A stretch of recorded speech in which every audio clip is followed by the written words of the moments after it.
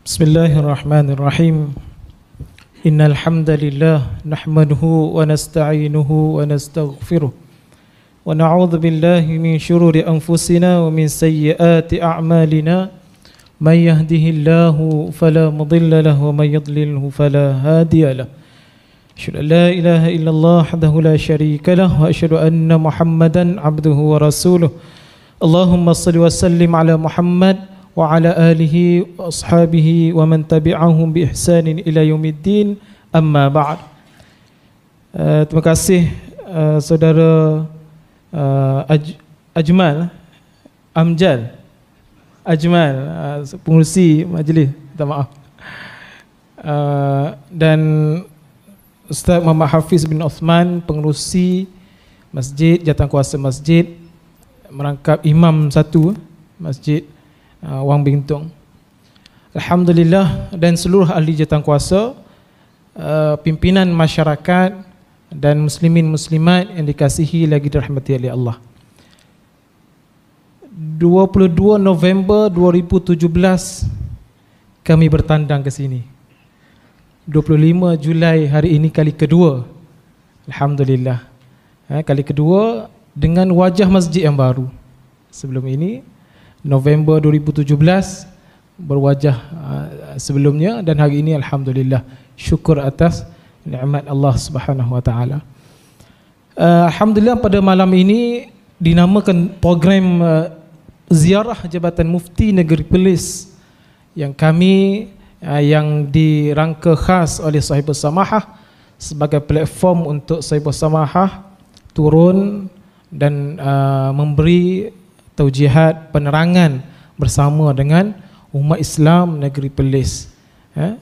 Maknanya Sahibul Samahah tidak hanya berada di pejabat menerima kunjungan tuan-tuan, tapi beliau juga turun untuk bersama-sama dengan umat Islam Negeri Perlis menerangkan soal hukum hakam berkaitan dengan hal ehwal agama Islam di Negeri Perlis, dan juga mendengar mungkin ada soalan-soalan daripada tuan-tuan pada hari ini.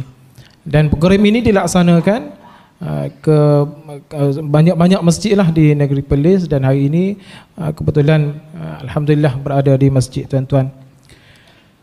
Saya tanpa melengahkan masa, membuka bicara kita pada malam ini, ingin menyerahkan kepada Sahibul Samahah untuk memberi muqaddimah sebagai permulaan. Falyatafaddal. Assalamualaikum warahmatullahi wabarakatuh. Alhamdulillah, nahmaduhu wa nasta'inuhu wa nastaghfiruh wa na'udzu billahi min syururi anfusina wa min sayyiati a'malina. May yahdihillahu fala mudilla lahu wa may yudlil fala hadiya lahu. Asyhadu an la ilaha illallah wahdahu la syarika lahu wa asyhadu anna Muhammadan abduhu wa rasuluh, amma ba'd. Yang dikasihi Al-Fadhil Ustaz Khidir, saya pengurusi, Ustaz Tajul Urus sebagai timbalan Sahibul Fadilah, timbalan mufti, para asatizah, tuan imam, pengurusi masjid, hadirin dan hadirat sekalian. Saya sejak pulang daripada haji tak berucap lagi di masjid. Kuliah Masjid Alwi pun dah beberapa kali miss kerana suara saya tak ada. Hari ini alhamdulillah saya ada sikit lah, ada boleh lah. Dan sebelum ni ada tetamu datang di rumah, dia orang buat live, saya boleh bercakap tapi suara parau. Pagi tadi saya ingat kalau saya niat nak bercakap juga, mungkin Allah bagi balik suara. Jadi saya buat live pagi, jadi suara keluar sikit. Mudah-mudahan Allah keluarkan suara. Dan hari ini penuh, hari yang busy, daripada pagi sampai petang. Nak main sini pun kena mandi di pejabat, sebab ada interview ataupun temu dega tauliah untuk mengajar. Ramai calon-calon yang datang. Cuma saya ucap terima kasih dan tahniahlah kepada salah satu calon yang datang jauh, iaitu Ustazah Asma Harun, yang datang untuk memohon tauliah daripada negeri Perlis. Walaupun dia duduk jauh di negeri Sembilan, tapi kerana beliau tahu barangkali sekali sekala mungkin dia ingin turun untuk memberikan program di negeri Perlis ini, lalu dia pohon tauliah. Dan dia melalui proses interview seperti biasa, macam orang lain. Suruh baca Quran, ada suruh tanya, suruh terjemah, tanya hukum hakam. Dan beliau telah lakukan tanpa ada sebarang isu lah. Maksudnya kalau nak pohon tu boleh je kan. Jangan masuk, sebahagian orang tu tak mau juga pohon kan. Padahal kita bagi pohon, orang jauh pun datang pohon. Alhamdulillah. Saya ingin sebut sedikit mukadimah ringkas sebelum saya buka bagi semula pada Ustaz Khidir dengan barangkali soalan-soalan dia. Kerana hari ni busy, saya kata saya nak kena mukadimah sikit bagi ada warm up sikit. Kalau tidak terus nak jawab soalan ni kau tak lepas. Salah satu nikmat besar yang Allah berikan pada kita ialah apabila kita dapat mengenali agama Allah Azza wa Jalla menerusi saluran yang telah Allah tetapkan. Allah tetapkan saluran agama dia itu kitab Allah dan sunnah Nabi-Nya sallallahu alaihi wasallam. Dia turunkan kitabnya, dia hantar nabinya. Kalau kita tidak berpuas hati dengan dua sumber ini, kita tak tahu dengan apa kita nak berpuas hati. Sebahagian orang kita maklumkan ada dalam Quran, ada dalam sunnah demikian. Dia tak seronok hak dalam sunnah ni, dia rasa biasa-biasa. Dia nak cari hak ajaib-ajaib sikit, hak petua-petua yang orang lain tak boleh bagi, hak dia saja ada. Jadi dia pergi carilah barangkali tok guru ke penasihat ke yang boleh bagi petua-petua yang pelik-pelik, yang orang lain semua tak ada, dia je ada. Dan ini kita jumpa sebahagian orang bila kita berjalan, dia mai tanya kita hal-hal yang kita tak pernah dengar. Kita kata daripada mana? Hadis tak ada. Ada, tapi yang ni ada tok guru betul. Kita kata ambil yang ada dalam Quran, dalam hadis, itu mendapat jaminan daripada Allah dan jaminan daripada Rasulnya sallallahu alaihi wasallam. Dia kata yang tu duk biasa dah. Hak ni nak bagi power sikit, nak bagi lebih sikit. Dan ini adalah pelik pemikiran orang. Mungkin kalau makan jamu boleh lah kot, duk biasa makan jamu biasa, pergi cari jamu Indonesia ke apa. Tapi agama bukan berdemikian. Agama ialah soal dosa dan pahala, soal jalan untuk kita menuju pada Allah Azza wa Jalla. Jalan untuk menuju kepada Allah ini tidak ada yang tahu melainkan Allah sendiri yang memberitahu kita. Kita tidak menerima wahyu, melainkan Nabi-Nya sallallahu alaihi wasallam mendapat wahyu, dan Nabi bagi tahu kita bagaimana cara yang Allah mahu untuk kita mengabdikan diri kepadanya, bagaimana untuk kita salat, bagaimana untuk kita berdoa, bagaimana untuk kita beribadah, bagaimana untuk kita puasa. Demikian itulah jalan yang paling selamat. Jalan orang lain tu mungkin boleh, tetapi tak pasti. Jalan yang pasti ialah jalan yang telah ditetapkan oleh Allah, dikhabarkan di dalam kitabnya dan di dalam sunnah Nabi-Nya sallallahu alaihi wasallam. Selagi mana kita berusaha memegang dua hal ini, insya-Allah mudah-mudahan kita selamat. Kalam ulama didengari, tetapi kalam mereka ialah kalam menghuraikan kitab Allah, menghuraikan sunnah Rasulullah sallallahu alaihi wasallam. Siapa pun ulama itu, dia tidak menerima wahyu. Mimpi dia tidak menjadi hujah. Yang menjadi hujah apabila ia berhujah dengan Quran, ia berhujah dengan sunnah. Mungkin dia mempunyai kefaqihan yang Allah tak bagi kat kita. Fala'alla muballighin afqahu aw aw'a min sami'. Boleh jadi orang yang disampaikan aw'a min as-sami', lebih faham daripada orang yang mendengar. Mungkin lebih ada wa'i lebih pada orang mendengar. Nabi sendiri menyebutnya, man yuridillahu bihi khaira yufaqihu fid din. Dalam hadis Muawiyah, sesiapa yang Allah kehendaki pada dengannya kebaikan, Allah faqihkan dia dalam agama. Ya, jadi kita terima ulama kefaqihan mereka, tapi kita tahu para ulama yang muktabar, semua mereka rujukan mereka ialah kitab Allah dan sunnah Rasulullah sallallahu alaihi wasallam, dan kita mendengar huraian mereka kerana kita ingin memahami kitab Allah dan sunnah Nabi sallallahu alaihi wasallam. Wallahu taala alam. Alhamdulillah, muqaddimah daripada Sahibul Samahah mengingatkan kita akan pilihan yang sepatutnya kita laksanakan, dan kita syukur di atas nikmat yang telah kita pilih atas jalan yang benar ini. Sebagai soalan yang pertama ingin saya ajukan kepada Sahibul Samahah, soalan yang kita kumpul daripada pertanyaan-pertanyaan melalui email yang dihantar kepada jabatan. Pertama, tentang bulan yang kita berada pada hari ini, iaitu bulan Muharram, yang ada kelebihannya tersendiri yang disebut oleh Nabi sallallahu alaihi wasallam. Salah satunya amalan puasa. Dan puasa ada satu kelebihan khusus, iaitu puasa Ashura. Dan puasa Ashura ini jatuh pada hari Jumaat 10 Muharram. So di sana setengah ada orang dia keliru, bolehkah dia puasa Jumaat sahaja? Kerana mungkin dia terbaca hadis Nabi SAW, la yasumanna ahadukum yaumul Jum'ah illa yauman qablahu aw ba'dah. Jadi bolehkah dia puasa hari Jumaat sahaja, atau dia kena puasa juga hari Khamis ataupun hari Sabtu? Mungkin ada yang tak larat, dia kata nak cuba sehari, boleh tak Ustaz? Sahibul Samahah. Okay, bismillahirrahmanirrahim. Yang pertamanya ialah bulan Muharram ialah merupakan salah satu daripada bulan-bulan haram. Salah satu daripada bulan-bulan haram. Bulan haram ada berapa? 4 bulan. Inna iddatash syuhura indallahi 12 syahra fi kitabillah yauma khalaqas samawati wal ard minha arba'atu hurum dzalika ad-dinul qayyim fala tadhlimu fihinna anfusakum. Sesungguhnya bilangan bulan di sisi Allah ialah 12 bulan.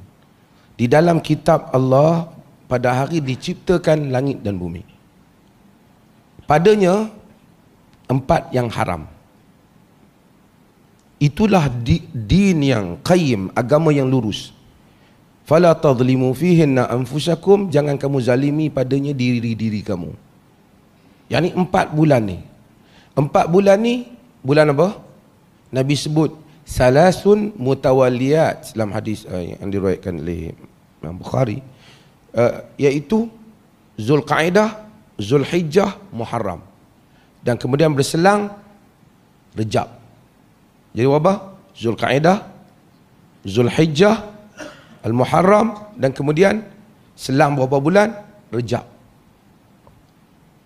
Bulan-bulan ini adalah bulan-bulan yang dihormati, haram, bulan haram. Allah kata dalam ayat tadi, jangan kamu zalimi diri kamu padanya. Maksud dalam 4 bulan ini, pada awal ada larangan berperang, yas'alunaka 'anil syahril haram qitalun fih. Tapi cuma sebahagian besar ulama kata dinasahkan larangan berperang jika ada keperluan. Tapi 4 bulan ini Allah larang kita zalimi diri kita. Maksud kena hormati bulan ini. Zalim diri ini, zalim orang, bulan mana pun haram. Tapi pada 4 bulan ini dosanya lebih besar. Buat ibadah bulan mana pun dapat pahala, tapi pada 4 bulan ni pahalanya lebih besar. Ya ayyuhalladzina amanu la tuhillu sya'airallah wala syahrul haram. Dalam surah Al-Maidah. Jangan kamu, wahai orang beriman, jangan kamu menghalalkan, yakni kamu mencemar syiar-syiar Allah dan bulan haram, dan bulan haram. Dan Muharram ialah bulan haram. So antara benda yang kita kena buat hormat bulan Muharram ni apa? Jangan buat kesalahan, dosa kat bulan mana pun tak boleh buat. Macam orang kata bulan puasa tak boleh buat dosa, bulan luar pada puasa pun tak boleh. Tapi kalau buat pada bulan puasa, tidak menghormati syiar Allah. Dosa dia lebih. Dosa dia lebih. Demikian bulan-bulan yang haram. Kita ada hari itu Zulhijjah, 10 Zulhijjah, hari-hari yang terbaik yang kita melakukan ibadah. Okey, itu jelas kan? Jadi bulan Muharram ialah bulannya salah satu bulan haram. Nabi SAW kata, afdalus siyam ba'da syahri Ramadan, ba'da Ramadan syahrullahi al-Muharram. Sebaik-baik puasa selepas Ramadan ialah bulan Allah al-Muharram. Maka disunatkan pada Muharram ni Nabi tak puasa keseluruhannya, tapi membanyakkan puasa pada bulan Muharram. Saya kata pun saya ni sebenarnya tak puasa lagi bulan Muharram ni. Balik dengan batuk tiap-tiap hari, duk kena makan ubat batuk. Tapi mudah-mudahan bagi kekuatan membanyakkan puasa pada bulan Muharram. Ni hari ke berapa dah ni? Hari ke-7. Esok 8, lusa 9, hari Jumaat 10. Sebaik-baik puasa ialah puasa pada puasa selepas bulan Ramadan, puasa pada bulan Muharram. Wa afdalus salah ba'da faridah salatul lail, dalam hadis Muslim. Sebaik-baik salat selepas sembahyang fardu, sembahyang paling baik sembahyang fardu. Tak ada sembahyang lebih baik. Sembahyang duha ke sembahyang tidak lebih baik daripada sembahyang fardu. Sembahyang yang lebih baik selepas sembahyang fardu ialah sembahyang malam, tahajud. Itu yang paling baik. Itu yang paling baik. Okey, jadi kita tahu bahawa sejak bulan Muharram ni banyakkan puasa. Tak kira lah Isnin Khamis tak Isnin Khamis, puasa. Walaupun tak puasa keseluruhan bulan, tapi digalakkan berpuasa. Orang tua-tua kita, makcik-makcik kita, mereka suka berpuasa. Okey, di dalam bulan Muharram ni ada satu hari ke-10. Dinamakan dengan apa hari? Ashura. Kan? Nabi kata, Yaumu Arafah ahtasibu indallah an yukaffira as-sanata allati qablah was-sanata allati ba'daha. Aku hari Arafah, aku harap Allah Ta'ala, mengharapkan keampunan Allah untuk tahun yang sebelum dan selepas. Wa yaumul Ashura ahtasibu 'ala Allah an yukaffira as-sanata allati qablah. Dan hari Ashura harap Allah ampun yang sebelum daripada itu, tahun yang sebelum daripada itu. Yang tadi tahun sebelum dan selepas, iaitu puasa pada hari Arafah. Tuan-tuan yang tak pergi haji, tuan-tuan puasa. Ini hadis yang diriwayatkan oleh Imam Muslim. Jadi puasa hari Ashura, Ashura tu 10. Asyara, wahid, isnin, salasa, arba'a, khamsa, sita, sampai Ashura. Satu Ashura. Orang Melayu dia faham Ashura tu bubuk suara. Dia bukan bubuk suara, bubuk. Ashura tu 10. Ashura. Kalau 9 tu Tasu'a. Jadi sunat untuk puasa pada hari yang hari Muharram keseluruhannya tu, mana-mana hari pun sunat puasa. Tapi hari Ashura tu lagi besar pahala dia puasa. Cuma di dalam hadis yang diriwayatkan oleh Imam Muslim, Nabi SAW kata, "Lau baqitu ila qabil la asumman tasi'." Jika aku hidup sehingga tahun depan, tapi tak berlaku, tapi niat Nabi, jika aku hidup sehingga tahun depan, aku nak puasa 9. Jadi puasa 9 dan 10. Faham tuan-tuan? Adakah puasa ni kalau jatuh, soalan dia, kalau jatuh hari Jumaat, puasa tak? Boleh puasa. Sebab ia bukan kerana puasa Jumaat. La yakhtass lailatul Jum'ah bi salatin bainas salawat wala bisaumin bainas siyam, kerana kita tak khususkan dia untuk, dalam hadis Muslim juga, yang Nabi larang mengkhususkan puasa. Pasal apa puasa? Sunat hari Jumaat, pilih hari ni bagus kita puasa. Yang ni Nabi tak bagi. Jangan ada sembahyang khusus pada hari Jumaat, jangan ada puasa khusus pada hari Jumaat. Melainkan puasa yang kamu puasa di antara puasa-puasa kamu, dan puasa kita ialah puasa hari Ashura, bukan kerana secara kebetulan dia jatuh pada hari Jumaat, tapi bukan kerana dia pada hari kerana hari Jumaat, tapi kerana dia adalah hari yang ke-10. Kalau dia puasa 10 saja dapat pahala, kalau dia puasa 9, 10 saja dapat pahala. Sebahagian para ulama kata kerana Nabi nak berbeza dengan Yahud, maka Nabi puasa 9 dan 10, mereka kata puasa 9, 10, 11 dan seumpamanya. Tetapi yang penting semua hari Muharram adalah disunatkan puasa. Cuma saya nak tambah sikit, kita baru sambut Ma'al Hijrah. Ramai orang kata bulan Muharram itulah Nabi berhijrah. Nabi tak hijrah bulan Muharram.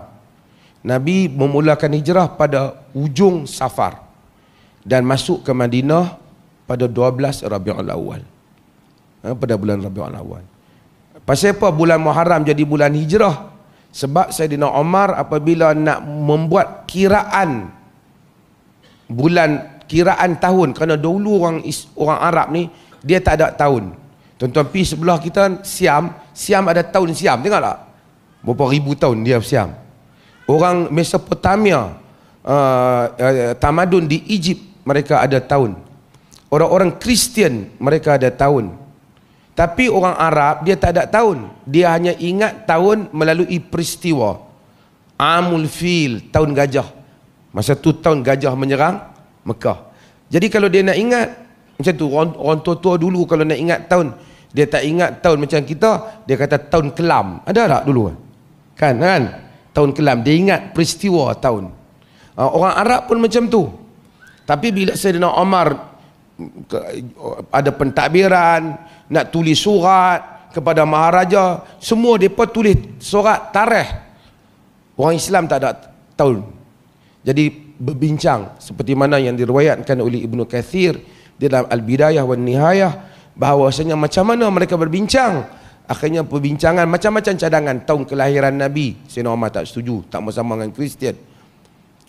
Tahun kewafatan Nabi, tak setuju. Macam-macam. Akhirnya disetujui tahun hijrah Nabi sallallahu alaihi wasallam. Kerana signifikan Nabi berhijrah. Jadi lepas tu nak carilah bulan apa nak mula. Yang terbaik ialah bulan Muharram, kerana orang baru saja balik haji dan mempunyai azam yang kuat. Maka bulan Muharram. Maka dengan itu kita pun timbul bulan Muharram Nabi berhijrah. Tak. Tahun hijrah dikira daripada bulan Muharram. Nabi mula menghijrah pada penghujung Safar dan sampai ke Madinah pada Rabiul Awal. Wallahu a'lam.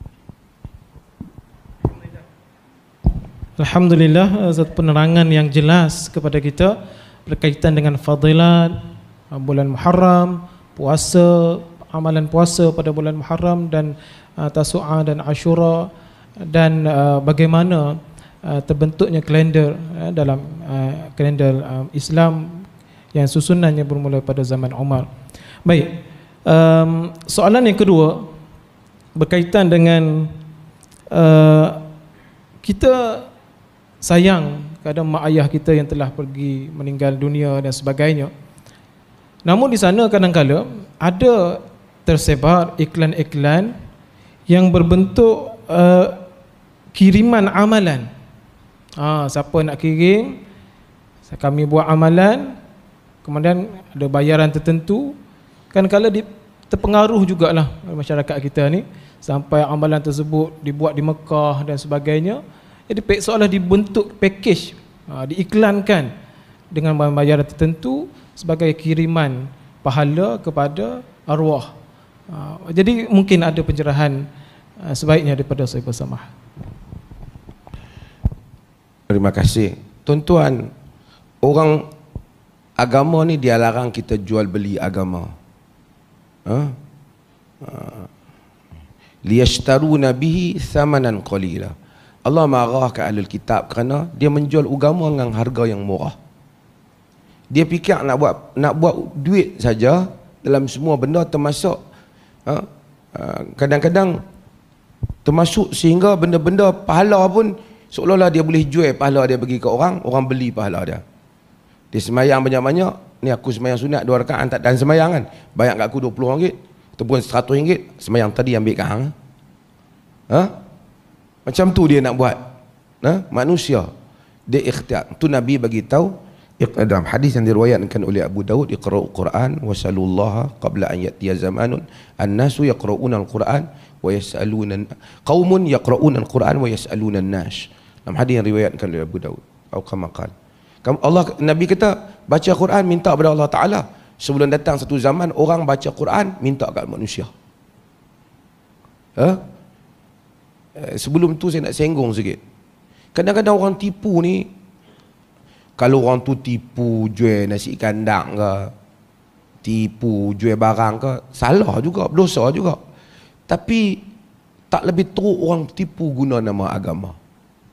Saya tengok orang, contoh sebelum saya nak jawab soalan ni, di Mekah ada orang, saya tengok depan mata saya, satu orang ustaz lah, dia pergi ambil Quran, dia pergi kedai Quran, dia ambil Quran, tepi kedai Quran tu dia pegang Quran, dia tulis Quran wakaf di kedai Quran. Duit yang orang bagi kat dia beribu, kononnya suruh dia wakil beri Quran untuk bubuh wakaf di Masjidil Haram. Tuan-tuan tahu Masjidil Haram ni, Arab Saudi ni cetak Quran. Setakat nak bubuh Quran tu Arab Saudi, dia tak ada Quran dari orang lagi dia bagi. Ni dia kata wakaf Quran untuk Masjidil Haram. Pakatlah bagi duit lah kat makcik-makcik kita ni. Lepas tu dia bubuh dalam nama, satgi dia letak sebelah, dia bubuh nama orang lain pula. Kadang-kadang saya tengok, saya tanya dia, ente tak takut Allah? Dia diam di jalan. Orang wakaf kat dia, dia tak beli pun Quran tu, dia pergi kedai Quran tu.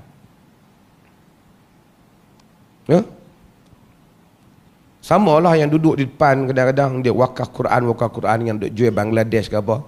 Orang Melayu ni dia tak tahu. Di negeri Mekah dia tengok Bangladesh ke Pakistan semua dia kata Arab.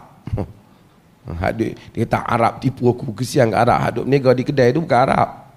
Bangladesh, Myanmar apa semua ni. Kan? Bukanlah kata Arab baik sangat, tapi maksudnya nanya saja Arab kena. Upah haji pun macam tu juga. Upah haji, satu orang tu ambil sampai berpuluh orang bayar upah haji. Siapa nak buat upah haji bayar seorang 7,500.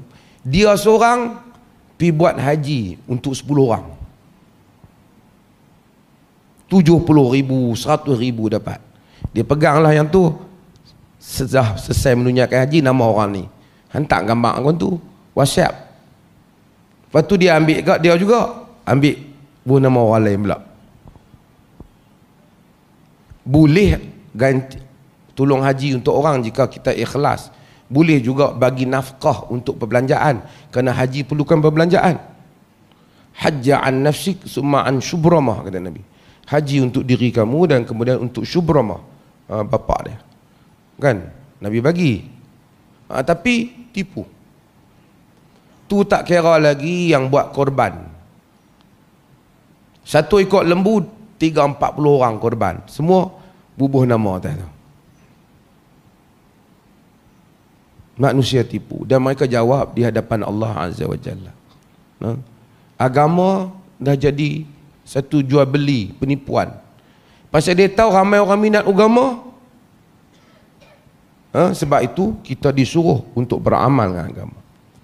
Apabila ibu bapa kita meninggal, apa benda yang patut kita buat?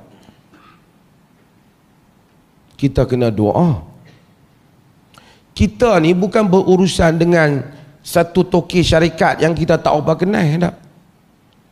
Ibu bapa kita ke siapa, abang kita, adik kita, adik-beradik, kawan yang kita sayang, apabila dia meninggal, dia pergi ke mana? Ke alam barzakh. Sementara nak menunggu untuk bertemu dengan Allah Ta'ala dan dihisab oleh Allah, kita juga akan lalu hal yang sama. Di alam itu Allah lah yang menentukan kebahagiaan dia. Tak ada wali manakah, tokek manakah yang boleh duk pi, duk urus, duk jumpa hang lah apa abak, tak? Yang boleh meringankan azabnya ataupun boleh menjadikan kuburnya raudatun min riyadil jannah, taman daripada taman-taman syurga, hanyalah Allah Azza wa Jalla. Maka minta pada Allah, doa dulu. Quran ajak doa. Doa yang paling utama sebelum yang lain, doa. Walladzina ja'u min ba'dihim yaqulu rabbana ighfir lana wa li ikhwanina alladzina sabaquna bil iman. Orang-orang yang datang selepas mereka berdoa, wahai Tuhan ampunkan kami dan orang-orang yang mendahului kami dalam iman. Doa. Saya, pengalaman diri saya lah, bukan untuk contoh. Saya masa mak ayah saya ada, doa juga kat mereka. Doa supaya bahagia, doa supaya sihat. Tapi saya ingat taklah berapa kerap sangat. Kan, bila tengok mereka, kita doa. Kadang-kadang dah mereka sihat di depan mata kita, duduk pula dekat dengan rumah saya. Kadang doa. Ingat bila baca Quran, Allah suruh doa, Rabbi ghafir wali walidayya. Kan? Kita pun Rabbi ghafirli wali walidayya, kita pun doa pada wa qur rabbirhamhuma, Quran kata, wahai Tuhan kesian pada mereka. Kita doa pada mereka.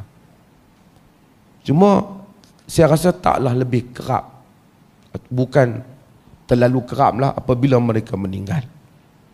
Kita rindu, kita teringat. Tambah rumah dia sebelah rumah saya, tuan-tuan tahu, saya buat rumah mak ayah saya sebelah rumah saya. Setiap kali saya tengok, saya tak tahu nak lafaz ke apa, saya doa. Sujud saya doa, malam tahajud doa, sembahyang fardu pun doa. Minta Allah jadikan kubur mereka raudatun min riyadil jannah. Bukanlah saya nak cerita diri saya, tapi macam itulah. Kita bila meninggal ibu bapa kita, apa yang boleh kita buat? Kau nak pergi hantar nasi, kau dia suka makan laksa, tak boleh. Yang bolehlah kita minta supaya Allah jadikan dia dari taman daripada taman-taman syurga. Ampun mereka. First, doa. Ini semua boleh dibuat, tak melalui perantaraan. Ustaz saya tak boleh doa, tolong doa kat mak saya. Apa punya jenis manusia kita? Idza matal insan, idza mata ibnu adam, dan sebagainya, idza matal inqata'a amaluhu illa min thalas, terputus amalan dia melainkan tiga. Salah satunya wa waladun salihun yad'u lahu, dan anak soleh yang doa pada dia. Tak boleh kita nak kata, ya Allah ampunkan ibu, ya Allah ampunkan abangku, ya Allah ampunkanlah adikku. Sujud semayang berapa kali boleh, lepas semayang berapa kali boleh doa. Tak nanti semayang duduk saja-saja pun boleh doa. Setiap kali kita istighfar, sebab itu ada dalam hadis, sebahagian manusia dia tengok macam mana pahala dia terlalu banyak, amalan dia, rupanya istighfar anak dia kepada dia. Minta Allah ampun ibu bapa kita, orang-orang yang kita kasih. Tak ada benda yang dia perlukan. Makan minum dia tak perlu, kereta tak perlu, dia perlu keampunan Allah. Bila dia mati dia tanya, mai mana semua pahala ni? Hadis riwayat Imam Ahmad. Hadza min istighfari waladik. Ini daripada pohon ampun anak kau untuk kau. Kemudian habis itu kami ni, sebab orang tadi perlih tu kalau mati tak boleh nak buat apa lah. Kesian kat mak bapak perlih. Mereka tak buat kenduri arwah. Nak makan laksa pun tak boleh dah si mati. Nak makan kulit kuning pun tak boleh. Dia ingat mati tu macam mana kita balik kampung boleh duk kirim, ataupun boleh duk pergi hantar, penghantar makanan hantar. Yang lain apa boleh kita buat? Kita boleh juga bersedekah. Niat pahala untuk ibu bapa. Boleh tak? Boleh. Berdasarkan hadis yang diriwayatkan oleh Imam Muslim, hadis Ubadah bin Samit dan selainnya, inna ummi matat uftutilat nafsuha adhunnu law takallamat tasaddaqat. Dalam hadis, ibuku meninggal, aku rasa kalau dia bercakap dia akan sedekah. Afa atasaddaqa anha, adakah boleh aku bersedekah untuknya? Nabi kata na'am, kamu boleh sedekah untuk dia. Jadi kita boleh sedekah, bubuh dalam tabung kau bagi kat orang miskin, ya Allah bagi pahala pada ibuku. Buat masjid, minta Allah bagi pahala pada ibu kita. Tengok orang susah kita bagi makan, minta Allah bagi pahala. Boleh tak? Boleh. Boleh tak amalan-amalan lain kita buat, kita minta Allah bagi pahala pada ibu bapa kita ataupun mana-mana orang? Sebahagian hal ini ulama khilaf. Seperti bacaan Quran, boleh ataupun tidak. Kita baca Quran, kita baca qul huwallah, kita minta pahala bagi pada ibu bapa kita. Boleh kata tak? Khilaf. Qaul Imam Syafi'i, imam sendiri, seperti mana yang disebut oleh An-Nawawi dalam syarah Sahih Muslim, disebut oleh Ibn Kathir dan tafsir Ibn Kathir, Imam Syafi'i secara dia kata tak boleh, tak dapat. Dia kata Quran ada keberkatan, tapi adakah sedekah pahala tu ada? Tak ada. Tapi majoriti para ulama kelihatan menyatakan kalau dia baca Quran, dia minta Allah bagi pahala tu pada si mati. Kalau Allah mustajabkan, sampai. Termasuk yang memegang pendapat ini ialah Syekhul Islam Ibn Taymiyah rahimahullah ta'ala. Jadi kalau orang tu baca Quran, lepas tu dia kata, ya Allah, pahala Quran ni bagilah pada adikku. Kalau Allah mustajabkan, sampai. Walaupun bab ni khilaf. Termasuk hal-hal yang lain. Cuma Al-Izz Al-Hanafi dalam syarah Al-Aqidah At-Tahawiyah, dia menyatakan dengan syarat, jangan diupah. Kalau upah artinya kita amal untuk dapat duit. Siapa amal untuk dapat duit, dia tak dapat pahala. Bila dia tak dapat pahala, macam nak dia minta Allah bagi pahala? Ni buat sedekah. Siapa yang nak sedekah pahala pada ibu bapa dia, sila masukkan duit online. Dia buat macam kita pergi beli barang di Shopee ke apa ni. Ini semua golongan yang mengambil kesempatan menyalahgunakan. Bila kita kata, dia marah. Kita kata mazhab, tak bagi mazhab apa pun. Dia pergi cari qaul-qaul pelik, Al-Qadi Husain apa yang pelik-pelik tu, supaya dia nak membolehkan apa yang dia buat. Kita kata tak boleh, dia kata hang Wahabi. Padahal qaul jelas imam-imam mazhab yang terdahulu yang menyebut hal ini. Sebab itu amal dengan kitab, dengan sunnah. Boleh. Kalau siapa nak baca Quran niat pada ibu bapa dia, dia bacalah. Saya Quran tak apa lancak dah tu. Boleh tak kalau sebut subhanallah, astaghfirullah, Allahumma ghafir lil walidayya, Allahumma ghafir. Tak kata ya Allah ampun ibuku, ya Allah ampun ibuku. Boleh tak? Boleh. Kita pun kita buat Allahu akbar, Allahu akbar. Ataupun kita buat la haula wala quwata illa billah. Ataupun kita sebut la ilaha illallah beratus kali, ya Allah kalau ada pahala zikir ni bagi pada ibu saya. Boleh tak? Kalau Allah mustajab, boleh. Kalau tak mustajab, pahala tu duduk dengan kita. Pasal apa nak pergi duk cari online ni? Bagi orang tipu. Benda tu saya kata khilaf. Habis tu kalau nak sedekah, kau sedekah kat dia lah.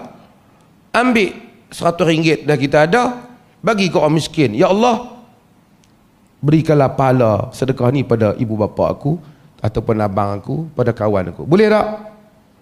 Boleh. Hal itu disebut dengan sepakat para ulama mengenainya. Wallahu ta'ala alam.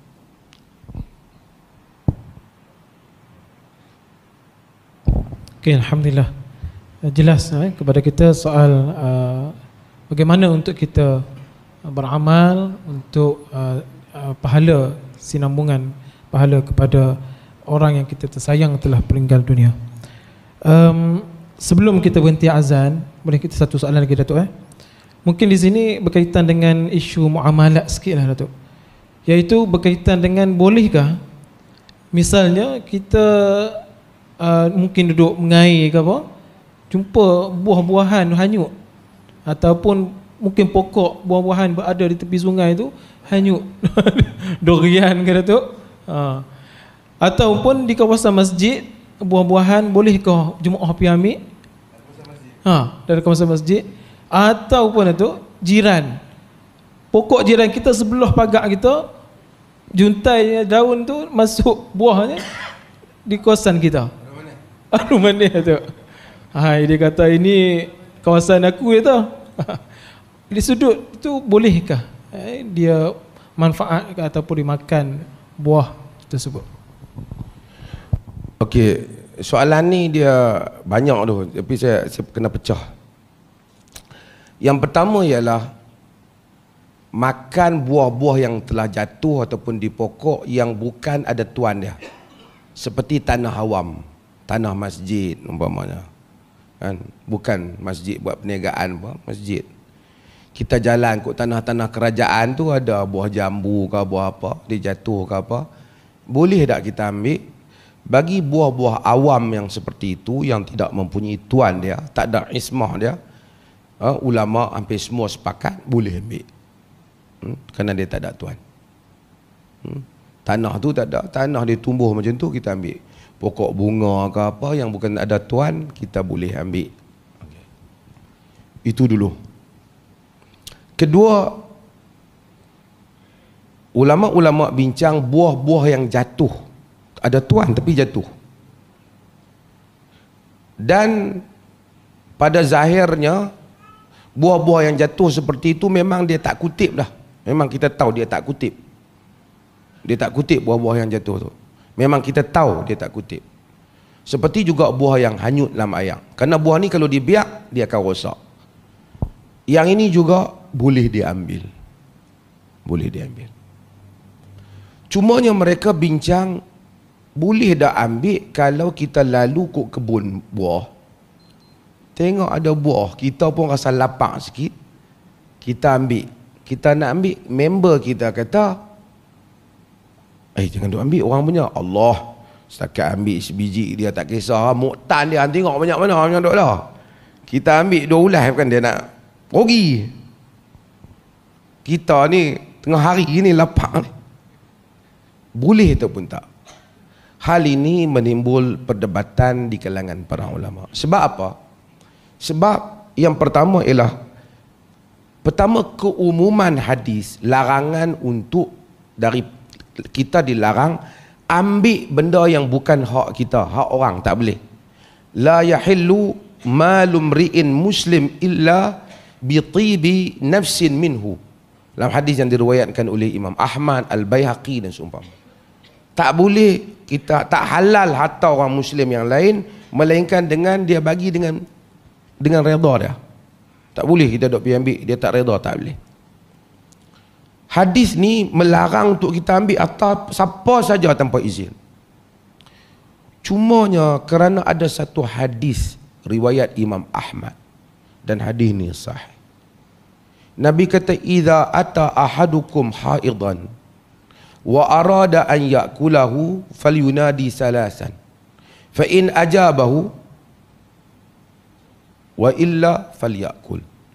Wa idza marra ahadukum bi ibil wa arada an yashraba min albanihi falyunadi sahib al-ibil.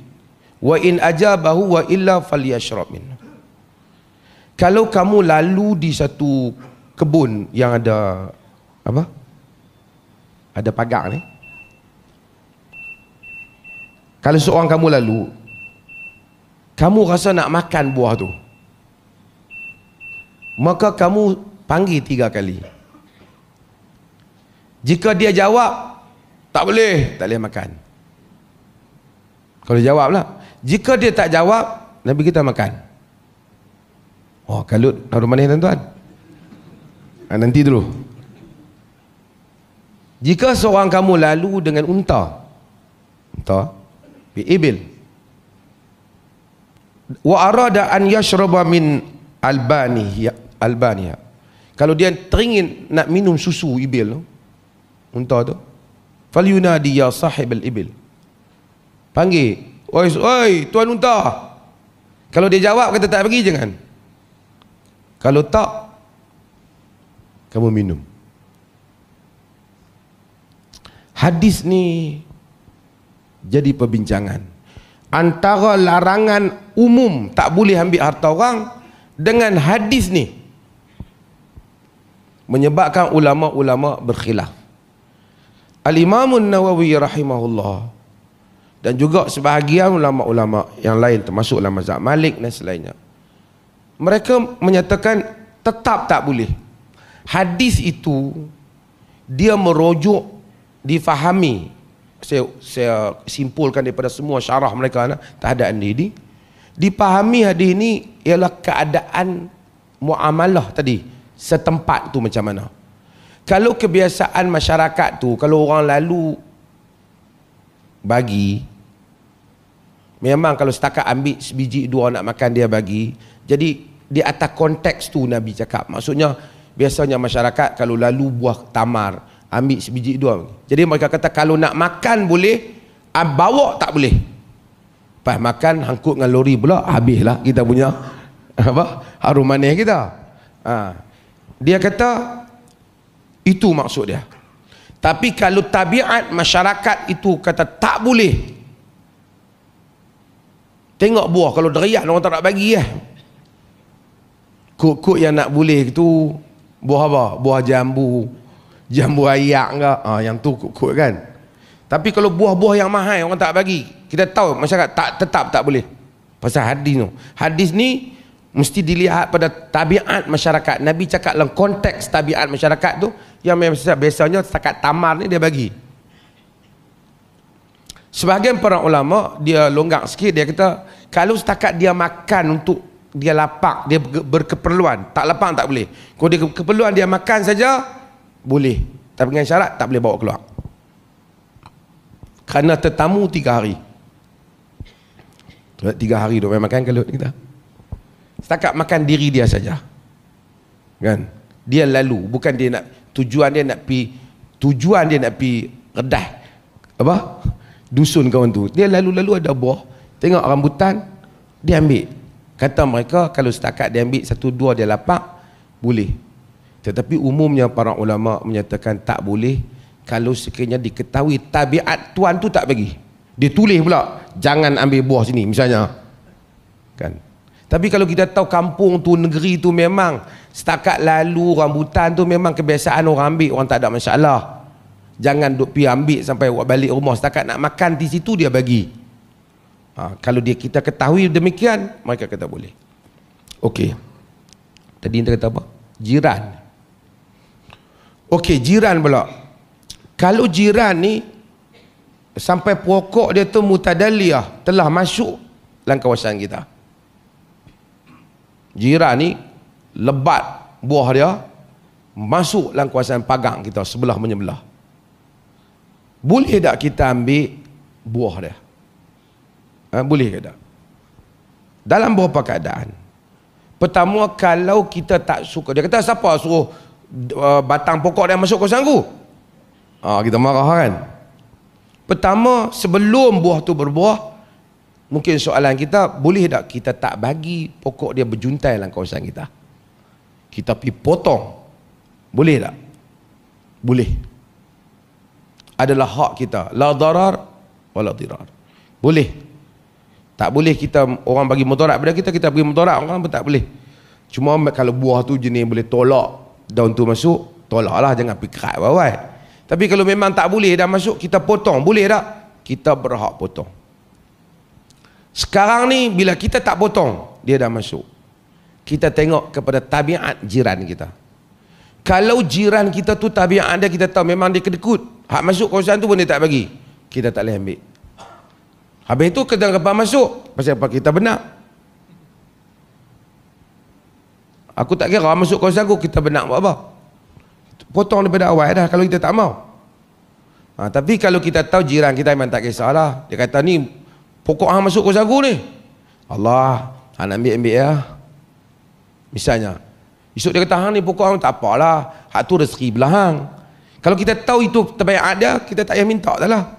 Ambil pi lah, mana masuk dia dah habaq macam tu. Tapi kalau dia kata hang jangan duk ambil buah aku tu, tak boleh. Tak boleh. Kalau kita tak puas hati dengan dia, macam mana kata tak boleh, sedangkan masuk tanah saya, hang potong lah, tak mau. Tapi ambil hak orang, agama tak bagi. Agama tak bagi. Itu adalah qaul yang diterjehkan oleh kebanyakan ulama dalam masalah ni. Wallahu a'lam. Azan dulu boleh tak? Boleh saya rehat suara saya sikit ni?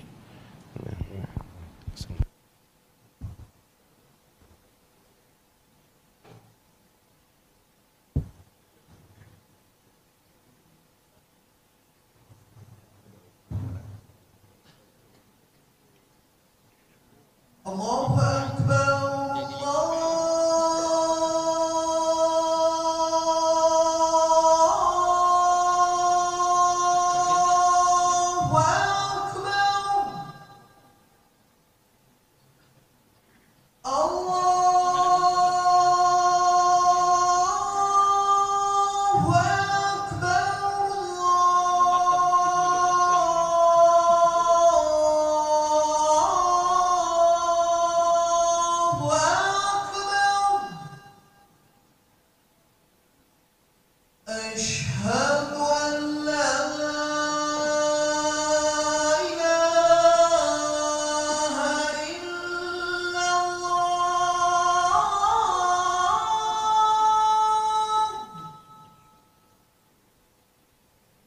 أشهد أن لا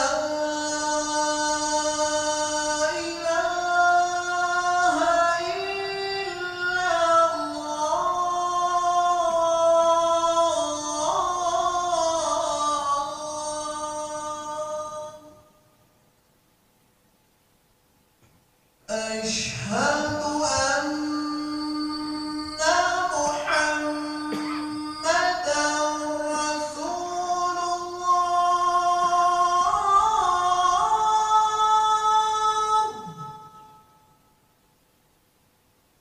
أشهد أن محمدا رسول الله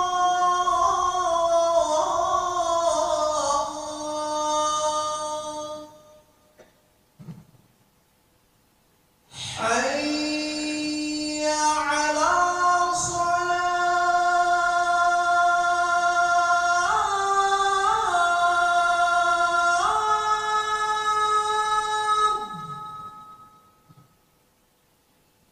حي على الصلاة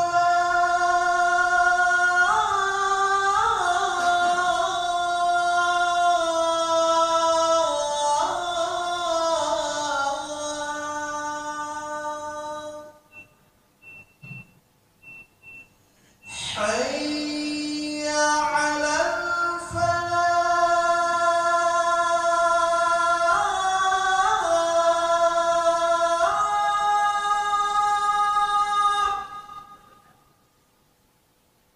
حي على الفلاح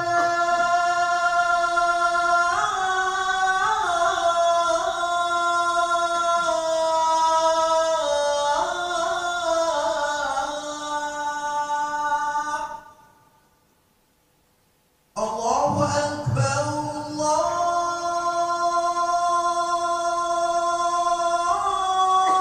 الله أكبر لا إله إلا الله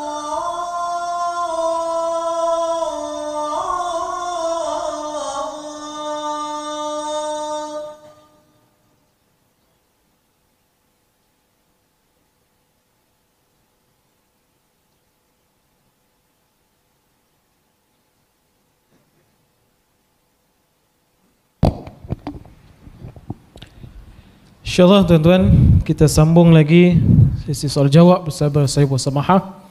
Ada lebih kurang 2 soalan lagi, Datuk.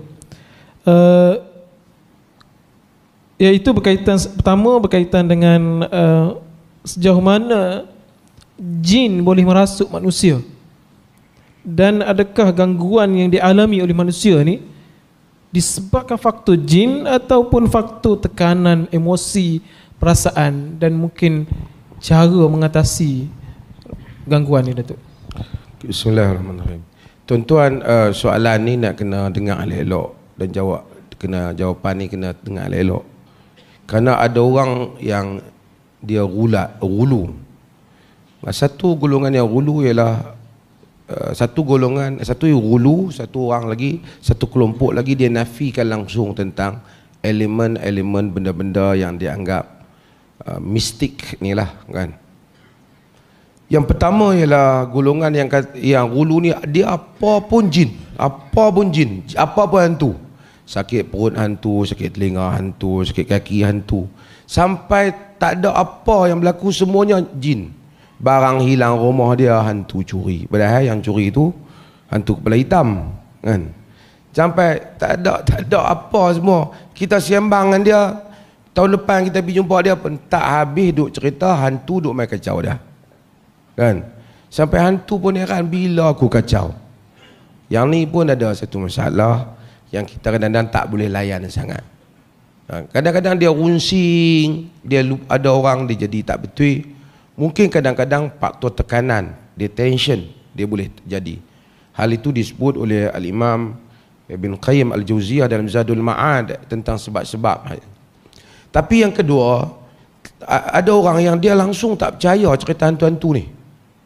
Jin lah dia tak percaya. Itu pun tak betul jugalah. Boleh tak jin masuk dalam badan manusia, syaitan masuk dalam badan manusia dan rasuk? Ini pun timbul perbincangan di kalangan ulama. Dalam maqalat al-Islamiyin, Al-Imam Abu Hasan Al-Asy'ari dan membahaskan tentang pandangan-pandangan ulama. Mu'tazilah kata tak mungkin. Kerana tak mungkin dua ruh boleh duduk dalam satu badan. Mu'tazilah mazhab Mu'tazilah. Tapi ahli sunnah mereka berpendapat mungkin jin boleh masuk dalam badan orang, rasuk orang tu. Dia boleh cakap meracau, dia boleh kacau, mungkin. Antara alasan mereka ialah firman Allah Ta'ala, alladzina ya'kuluna riba la yaqumuna illa kama yaqumul ladzi yatakhabbathu syaitan minal mas. Orang-orang yang memakan riba tidak berdiri pada hari kiamat kelak, melainkan berdiri seperti orang yang kerasukan syaitan. Yatakhabbathu, kerasukan syaitan, mulakhbat, ya syaitan bagi dia tak betul, minal mas, daripada sentuhan, daripada macam gila lah. Ayat ini dijadikan dalil bahawasanya jin memang boleh rasuk orang. Bahkan ada daripada amalan Nabi SAW sendiri, antaranya hadis Uthman bin Abil As apabila dia mengadu tentang gangguan syaitan kepada dia. Nabi hantar dia supaya dia jadi pegawai Nabi. Dia mengaku syaitan ganggu dia. Hadis sahih. Nabi SAW suruh dia dekat dengan Nabi. Dia kata fadaraba sadri, Nabi pukul, tepuk dada dia. Dan Nabi kata ukhruj ya adu Allah ana Rasulullah. Keluar wahai adu Allah, aku Rasulullah. Lepas tu dia sembuh. Ada hadis lain, hadis Usamah bin Zaid dan juga hadis-hadis yang lain yang menunjukkan Nabi SAW pernah berubat perempuan yang datang yang ditimpa kemasukan syaitan. Nabi kata ukhruj ya adu Allah ana Rasulullah. Keluar wahai adu Allah, aku Rasulullah. Hadis Uthman bin Abil As telah dijadikan dalil oleh sebahagian para ulama bahawasanya bila berubat boleh juga tepuk, pegang. Dan ada hadis yang Nabi tepuk sehingga muntah anak anjing, macam anak anjing hitam. Dan ada hadis yang ada di dalam Bukhari dan Muslim, hadis Ibnu Abbas, wanita yang datang dan menceritakan bahawasanya ya Rasul, bahawasanya dia usra, aku ni sentiasa histeria, wa atakashaf, sehingga tersingkap aurat aku. Nabi kata in syi'ti da'utullahu laki, da'utullah an yashfiyaki, wa in syi'ti sabarti walakil jannah. Kalau kau mau, kau boleh aku doa supaya Allah sembuh kau. Kalau engkau mau juga aku tak doa, engkau sabar, bagi engkau syurga. Perempuan tu kata bal asbir, bahkan aku sabar, bagi dia syurga. Dia kena kerasukan. Hadis Ibnu Abbas kata siapa yang nak tengok wanita ahli syurga, tengok dia ni, wanita hitam tu. Dia pernah mai jumpa Nabi. Nabi nak doa, dia kata tak apa, dia pilih syurga, maksud dia sabar. Cuma dalam riwayat Ibn Hibban atau selainnya menyatakan bahawasanya dia akhafu min hadzal khabis, dia takut kepada jin yang keji tu yang duk datang. Dalam hadis tu dia kata kepada Nabi, dalam riwayat Bukhari juga, dia kata walakinni atakashaf, aku kadang-kadang masalah bila aku jadi histeria, aku tersingkap pakaian aku. Ud'ullah alla atakashaf, doa pada Allah supaya aku tak tersingkap auratku. Nabi doa supaya dia tak tersingkap aurat dia. Sehingga ulama sebagian menyebut, tengoklah wanita ni, dia rasa malu, takut nanti bila dia histeria aurat dia tersingkap. Dia kata tapi sebagian wanita dia tak malu, tak histeria pun tersingkap. Itu histeria pun dia tak mau. Yang tak histeria pun pergi singkap sendiri. Okey, tak apa. Tapi yang pentingnya ialah hadis tu, sebagai riwayat kata apabila syaitan tu datang, dia bersembunyi di belakang kelambu Kaabah.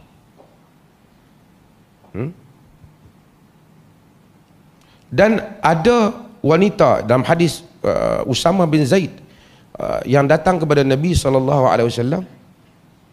Dia bawa anak dia yang daripada kecil selalu duk histeria. Dia daripada kecil.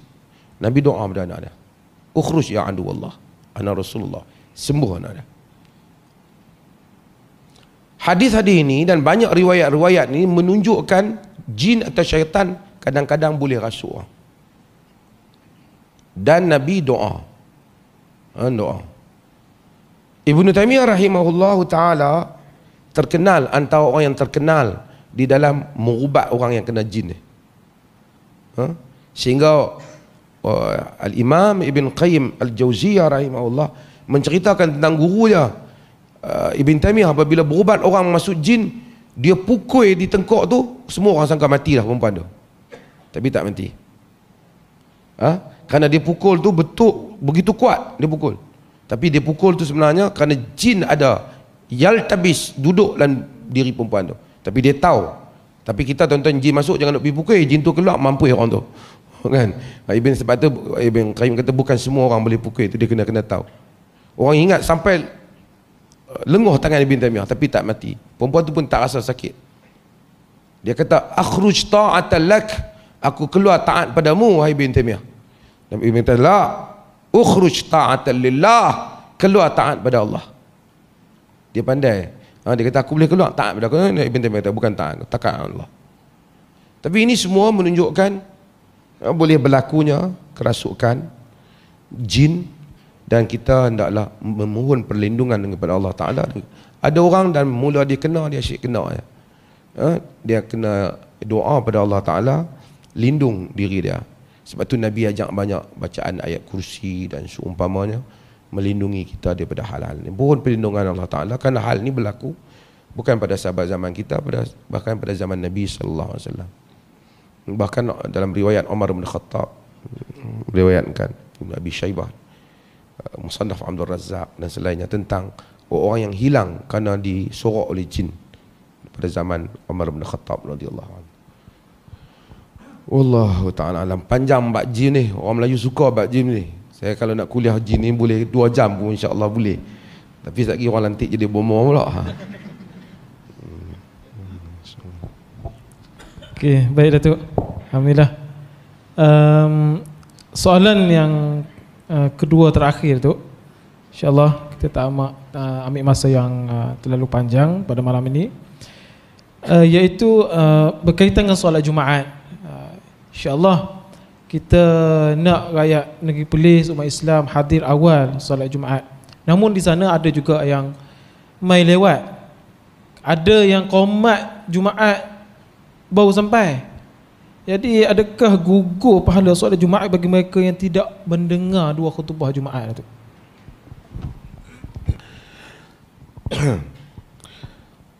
Orang yang okey, bismillah. Sembahyang Jumaat ni nak sebut satu hal. Kadang-kadang satu orang tu bukan ada kerja apa, duduk di rumah dia mai. Kok orang tu kerja pejabat, kadang-kadang terlambat mai. Itu pun bukanlah alasan sangat. Sekali-sekala tak apalah. Ni dia seumur lambat main Jumaat. Lagi tak ada dengar khatib baca khutbah, dia tak mai-mai. Jadi tabiat dah. Pi pun sebab takut bini kata abang tak main Jumaat dah. Tu pun boleh gagah. Ada yang lebih teruk, yang macam saya duk sebut, kita bagi bantuan pada hari Jumaat, minta bakat main ambil pada hari Jumaat lepas main Jumaat. Dia tak main, wakil bini dia main Jumaat. Saya selalu tanya, suami mana?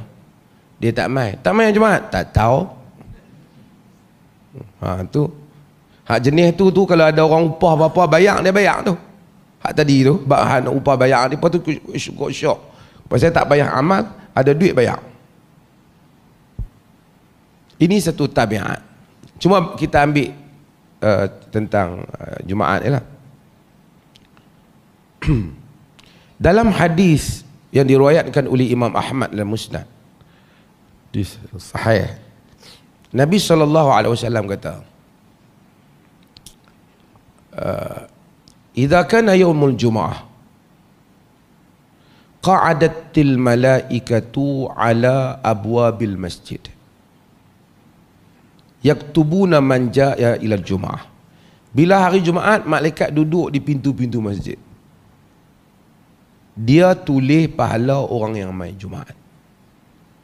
Wa idza kharajal imamu tawwatil malaikatu suhufa wa dakhalat tastami'ul dzikr.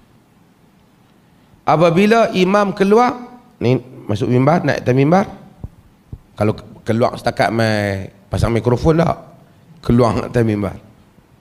Tawwatil malaikatu suhuf, malaikat tutup dah buku tu. Malaikat turut mendengar khutbah. Dan hadis yang lain, tengok as-sa'atul ula, sa'atul tsaniyah tu, kal mahdi al-budna wal mahdi apa nama al-baqarah, mahdi syah, mahdi syah, yang hadis waktu pertama macam bagi unta, lembu, dan hadis kambing dan ayam. Semua hadis-hadis ini menunjukkan apabila imam dah masuk,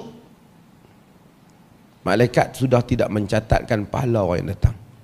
Itu bukan maksud malaikat dah tak catat, aku balik bukan maksud hang balik hang berdosa, tak sembahyang Jumaat.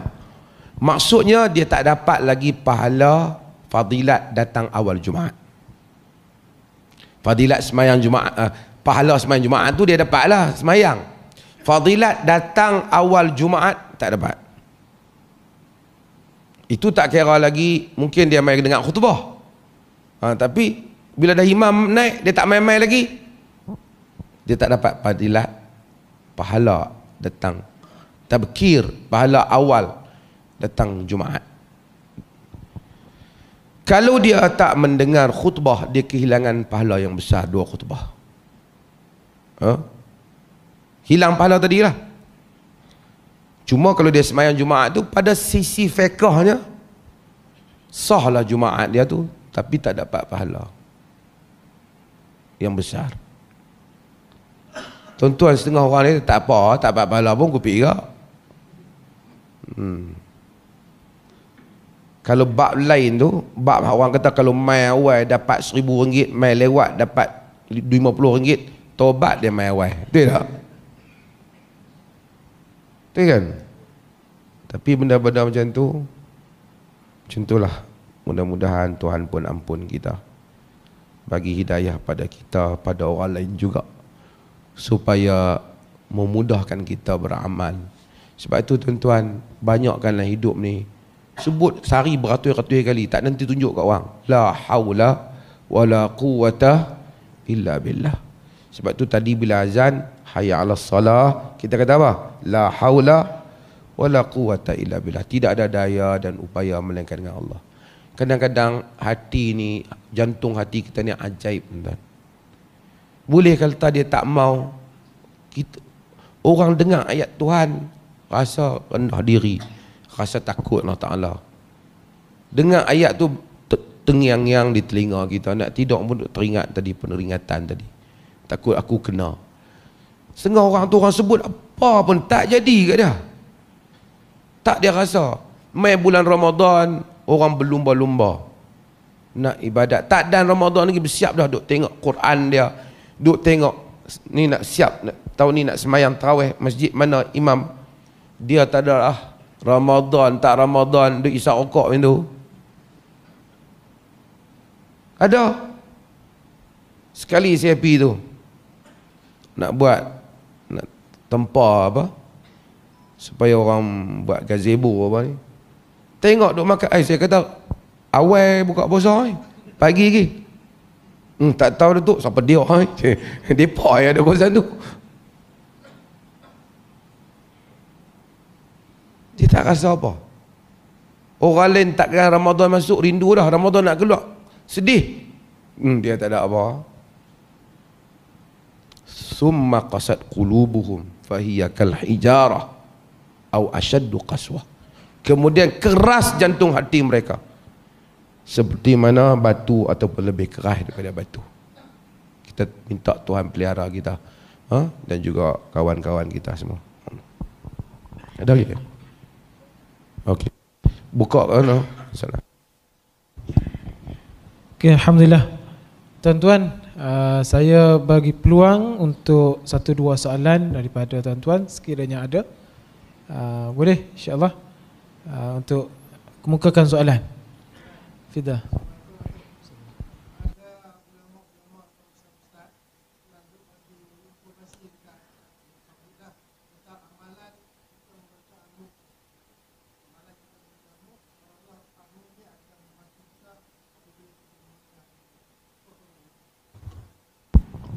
Fadilat surah Al-Mulk sabit dalam hadis Nabi SAW, antaranya yang diriwayatkan oleh Al-Imam Tirmizi.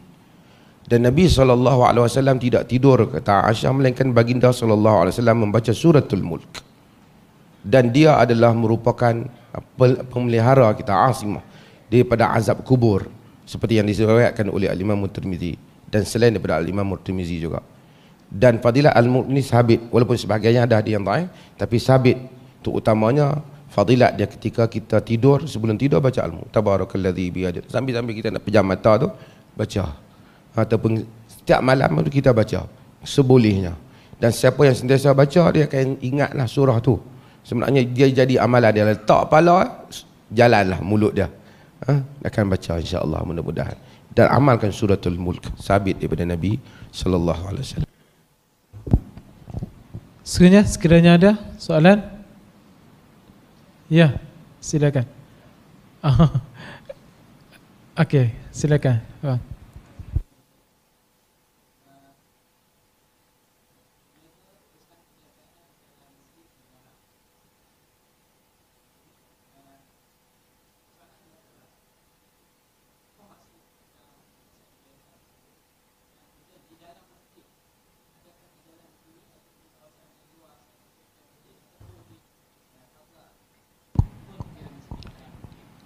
Okey, yang pertama, menjadikan masjid tempat perniagaan dilarang. Tempat perniagaan ini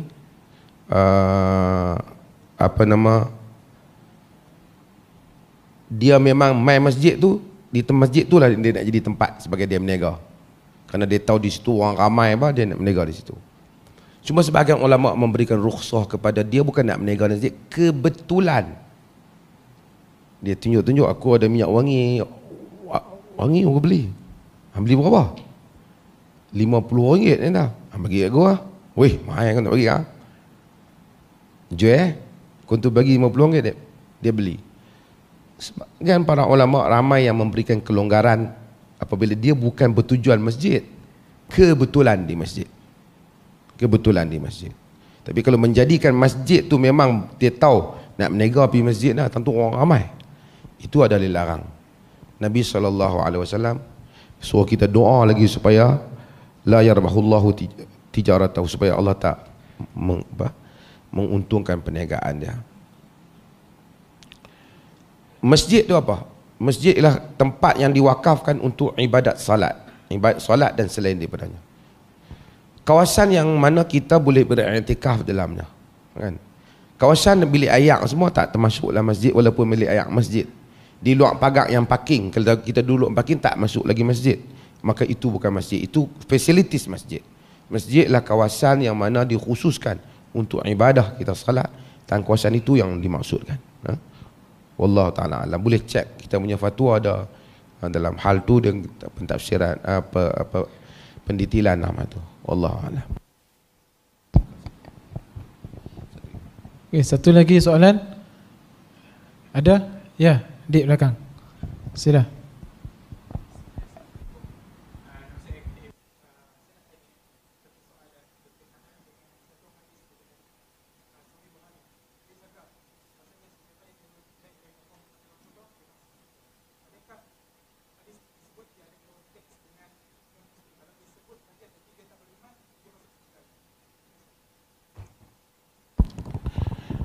Okey, terima kasih. Man qala la ilaha illallah dakhala al-jannah. Siapa yang sebut la ilaha illallah masuk syurga. Qala di sini ialah bermaksud dia berkata dengan yakin terhadap la ilaha illallah. Tidak ada ilah melainkan Allah. Termasuk dalam itu Muhammad Rasulullah lah. Kalau tidak dia tak akui Muhammad Rasulullah, dia tak termasuk lah. Jadi perkataan dengan meyakini tidak ada ilah melainkan Allah. Kalau kata saja tak memberikan makna. Kerana iman adalah sesuatu yang diungkap dengan lidah dan jazam dia dengan keyakinan jiwa dia. Jika tidak, dia tamanni, kan? Dia adalah satu harapan yang tak ada makna. Sebab tu dalam hadis yang sebut tentang hadis Sayyidul Istighfar, Nabi kata muqinan, dalam keadaan dia meyakininya. Dalam keadaan dia meyakininya. Maksudnya dia kena kata dalam keadaan dia meyakini la ilaha illallah Muhammadur Rasulullah. Kan? Jika dia tak meyakininya, dia kufur. Kalau dia kata la ilaha illallah tapi dia tak meyakininya, dia tak percaya. Kerana iman itu sesuatu yang qalatil a'rabu amanna qul lam tu'minu walakin qulu aslamna walamma yadkhulul imanu fi qulubikum. Kata orang Arab, kami beriman. Kata Allah kata qalatil a'rabu amanna qul lam tu'minu, katakanlah kamu belum beriman. Walakin qulu aslamna, katakanlah kamu telah, tetapi kamu telah Islam. Walamma yadkhulul imanu fi qulubikum, dan iman itu belum masuk ke dalam jantung hati kamu.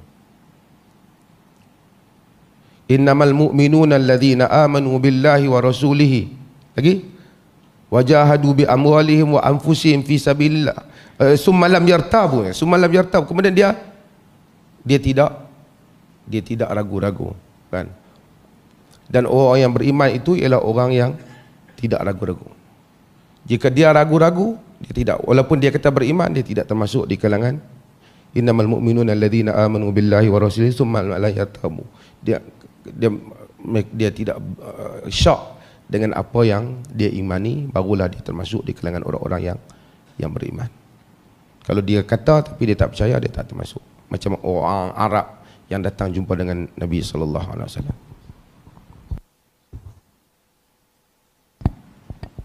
Okay, Alhamdulillah.